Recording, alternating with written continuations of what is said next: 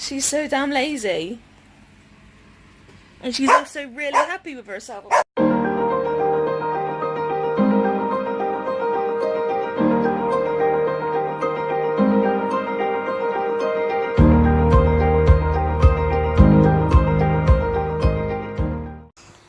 Got some more milk?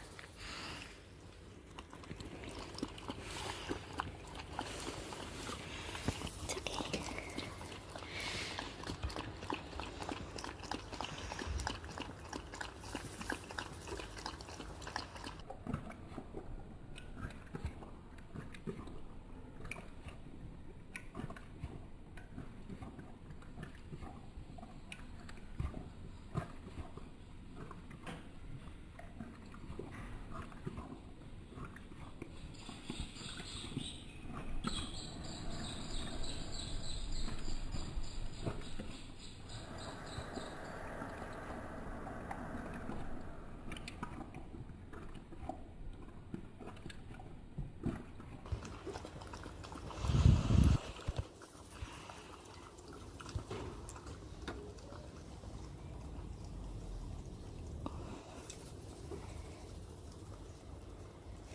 Was that yummy? Was that nice? Was that nice? You're welcome. Good girl. Was that nice? Was that yummy? Good morning, lovelies. Well, it's not really good morning. It's about 6 o'clock. We woke up this morning, had a delivery which was some garden shears. So hopefully we can start attacking the garden that runs along the side of the house, because it's pretty bad right now. And then this morning I completed another hat for that little baby that I said that's currently in the NICU, who was born with a congenital diaphragmatic hernia, which is all part of like the congenital heart disease sort of thing. Which I have seen a post today, and the little girl is off of the ventilator and she's just on oxygen, which is really good news, because she only had the surgery 2 days ago where they I think it was they put her small bowel, large bowel, liver and gallbladder, I think, that had all come up into her chest cavity, and the surgeons managed to push it back down, seal the hole in the diaphragm with the bit of the diaphragm they could, and then they put mesh over the bits that there wasn't enough diaphragm to be able to pull it together. And they did it all through keyhole, which is just even better. So that's really good news. I'm currently in the middle of trying to create a different type of booty. So again, another pattern I've never done. I don't even know if a pattern exists like this, because like I said, I don't know how to read crochet. It's just something that I've never taught myself because it confuses me. So I just make it up, and hope for the best, really. It's okay. Dixie just jumped off the puff, and the doll that I use as a guide for the thing, like hats and stuff, fell. Say hello, people. And then there's an Alba Bob there that you can just about see. I've been snuggling with Alba, just like, obviously napping and stuff. It's been quite disturbed napping, which is why I'm only just waking up now. I think I woke up at 5:30. She's still freaking out in pain, jolting, kicking her legs, and what was it? So like she bolts up and darts around and things like that. I've been trying to comfort her. She's been led majority of the time with me up until I think it was about the last hour. Sophie and I did get a freezer block out of the freezer, wrapped it in a bag, wrapped it in a towel, and placed that on her tummy. Because it felt quite hot. It doesn't look infected, it's not red or anything. I think she's just, the pain is causing her so much stress that she's just working herself up, and her breathing was off. It was just like really, really, really, really fast. And Sophie and I were a bit concerned, and it just wasn't passing. So we decided to try with the freezer block to see if cooling her down. Obviously it's really hot as well today, like ridiculously hot. And it worked. It cooled her down. She was able to breathe properly, which allowed her to settle and have a bit more of a nap. And it also, I think, helped with some of the pain in her tummy as well. She just generally seemed to settle all around, which I'm really glad about, and she seems a little bit more perkier. Little Miss Pickle here ended up waking me up by licking my back, even though Soph was awake, but what she wanted was to go out, but it's not happening because it is so hot. Like, she's in here panting most of the time. It's that hot. And was just like, you ain't gonna go back there. We might take her for another WALK later. Last night when Soph took her, I think it was 9:45 when she went out at night, and it was just cool enough then that she was okay with it. But that's kind of it for now. Oh, I had a letter this morning which really, really made me chuckle. It was the one saying that they've assigned my new CPN, which I knew anyway. They told me I was getting a new CPN after I requested it, and they told me who it was, and yet they told me again. And then I had a letter from my new CPN, first of all saying, as you are aware, this person has changed job roles, so is no longer your CPN. And I'm thinking, no, I requested to change. She was crap, and I refused for her to see me anymore. Get your story right. And then underneath they took this, my new CPN was just like, oh, I've seen you about this, like the resource centre. And I'm like, no you've not, because I've hardly gone to the resource centre. I don't have my CPN visits there. They come here because of how awkward it is for me in my wheelchair and oxygen and whatever else. And the only times that I've been there is for courses like relaxation and the craft course. And in them situations, I literally just rock up, go into the room we're going to, and stay there.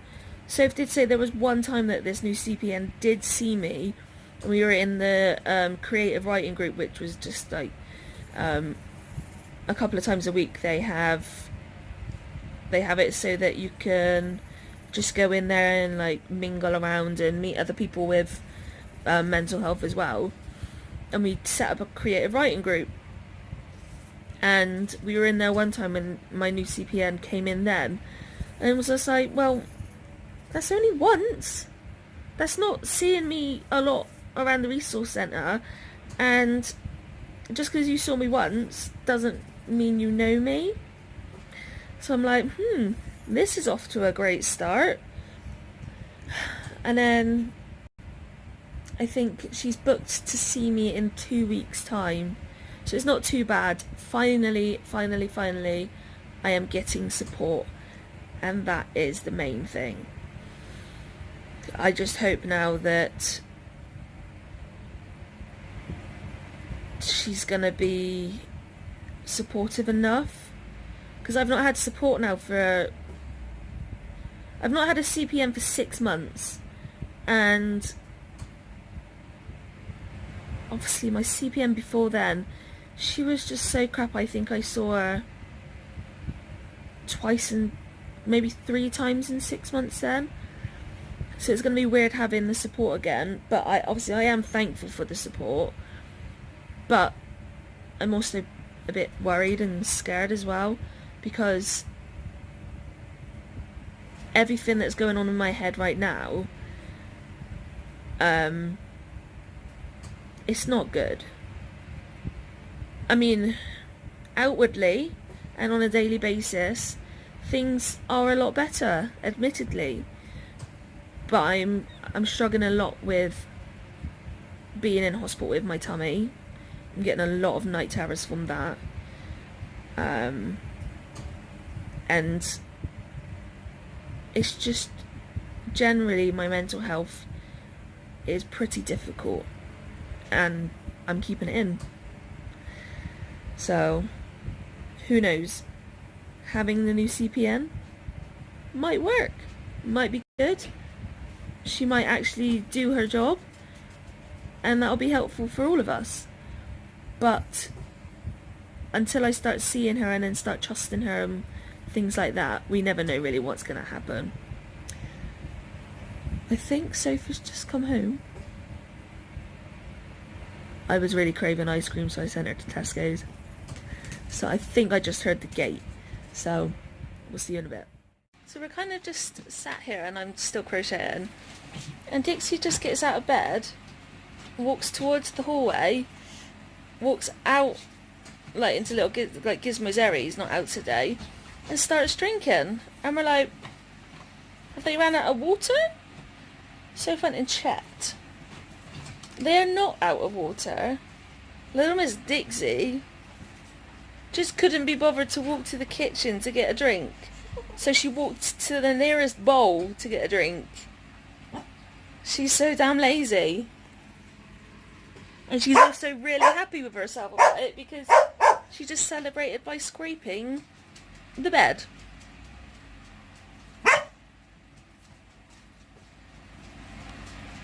Alba's now running around in circles. She's a little bit better today, but she's still... She's not right, is she? She's still spooked out a little bit each time she moves or farts or something like that.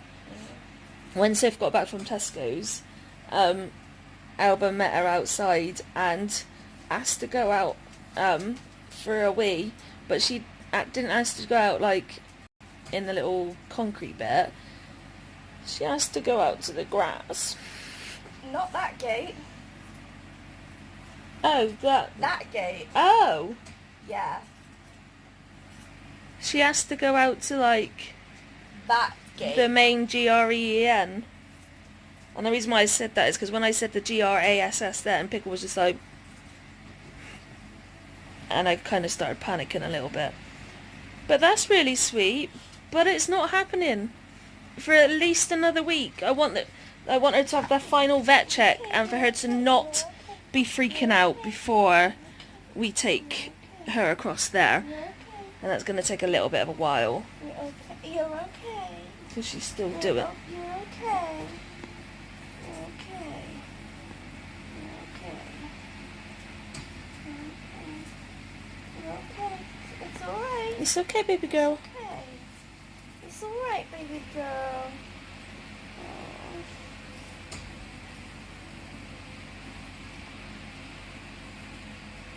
All I can see on there is Pickle's eyeballs.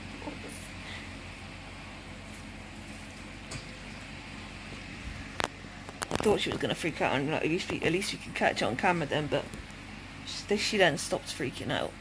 So, what is in your hair? I don't know, I was trying to figure that out earlier. I'm going to go pick at Dixie's fur.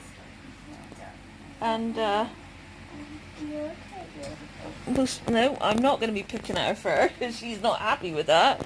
But we'll see you in a bit. Look at my dummy, people.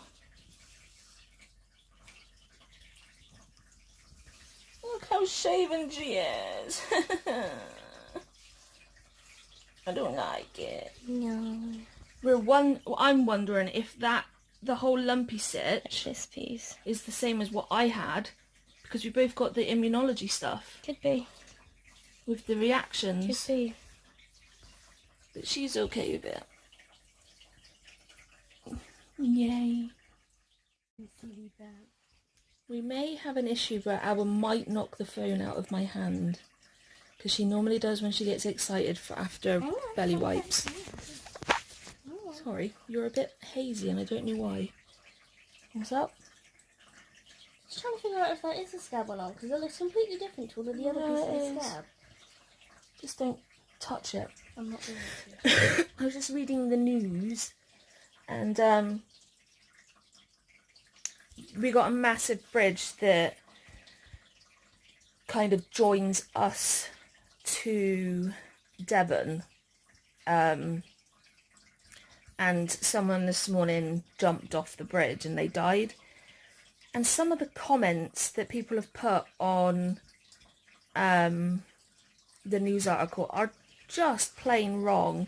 Like, I think in this situation, they should disable comments, because there's this one person saying about the money that's going into this, like, raising the fences is just like a waste of time on these people and blah blah blah, and it's just like they literally said it's a waste of money. Yeah, it's awful and really unfair, because relatives are going to read this, they're going to see that it's in the news, and it's just that she doesn't like it.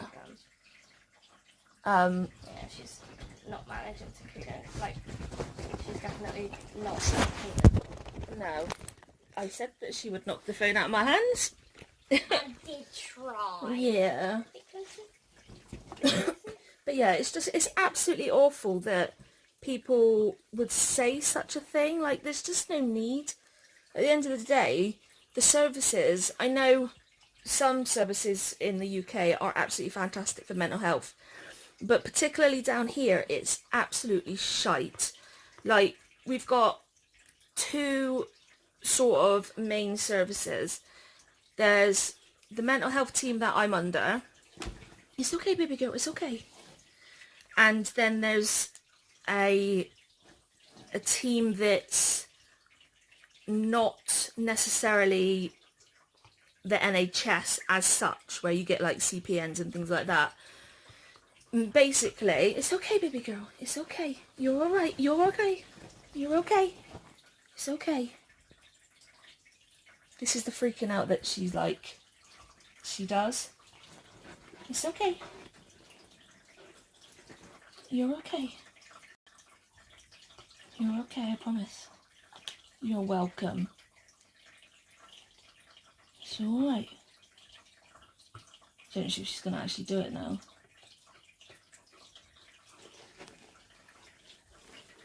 Alright. It's okay, it's okay. It's okay. Come here. You're alright. You're alright.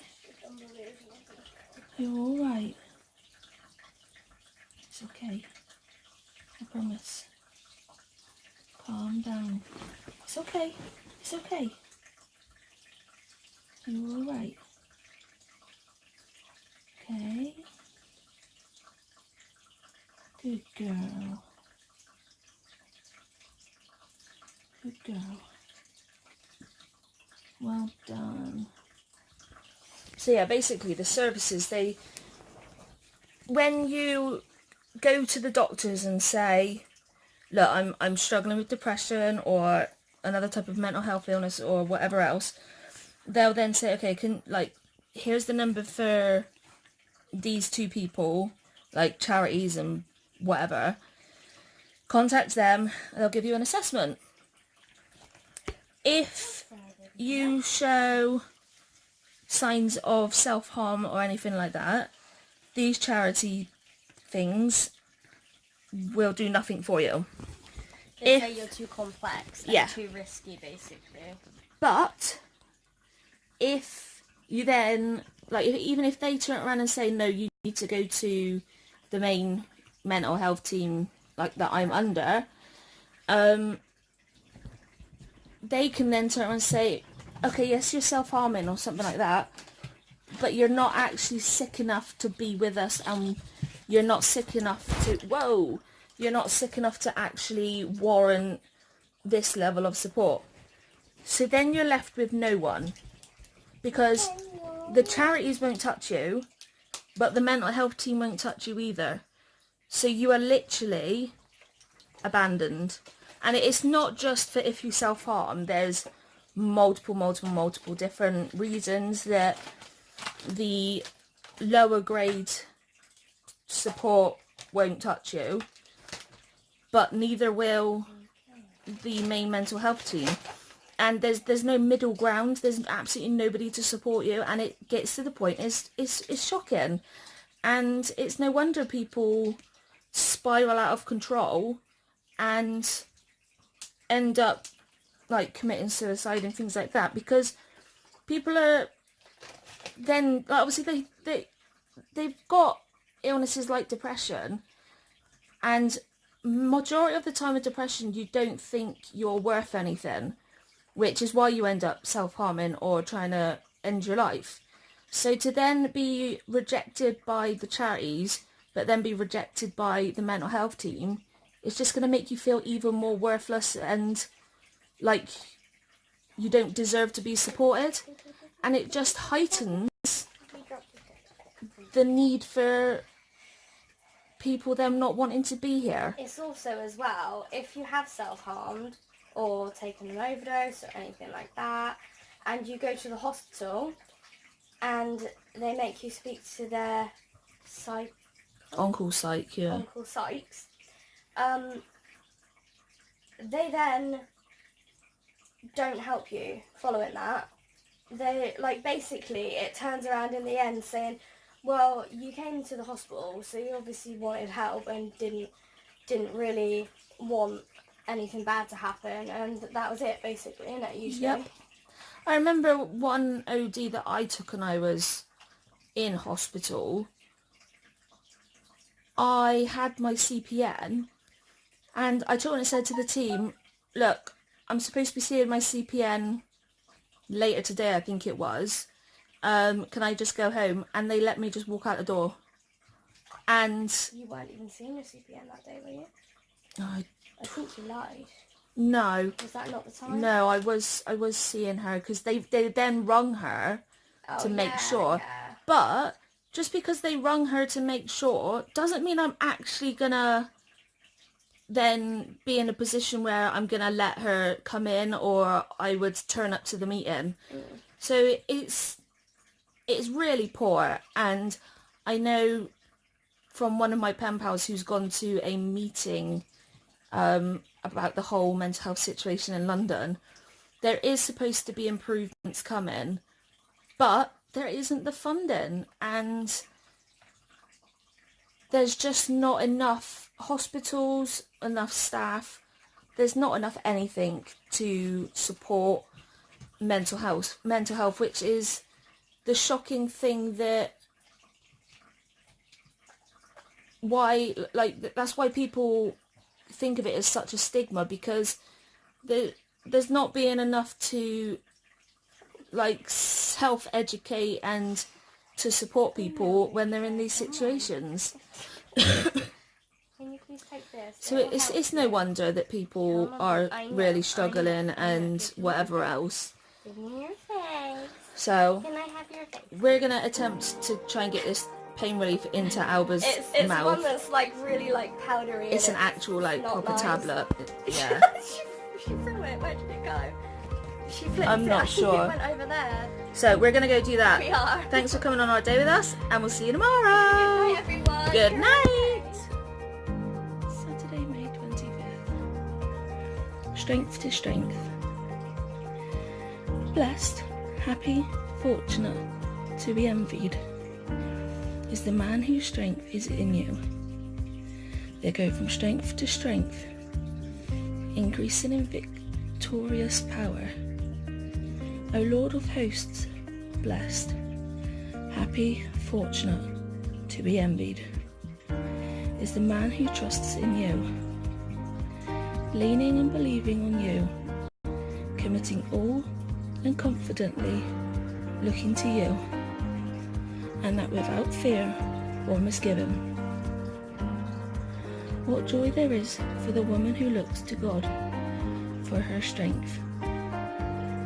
Looking to him isn't something she is forced to do, but pleased, in fact, eager to do. God builds up not only her joy in him, but her strength, increasing her power. The key is trust. That's what brings a woman such joy, gives her such strength. She trusts God's watching out for her, watching over her. She stops along the way and waits until he turns her tears of sorrow and bitterness into a place of springs and replenishing rain. She cannot help but smile as she looks at God, seeing him as her sun and shield, her light and protection. And she doesn't just slightly trust, but commits everything to him with confidence. Trust God to take you from strength to strength. I want to trust in you for everything, Lord, with my whole heart. No fear, just confidence and a sense of expectation that you, my sun and shield, are walking with me.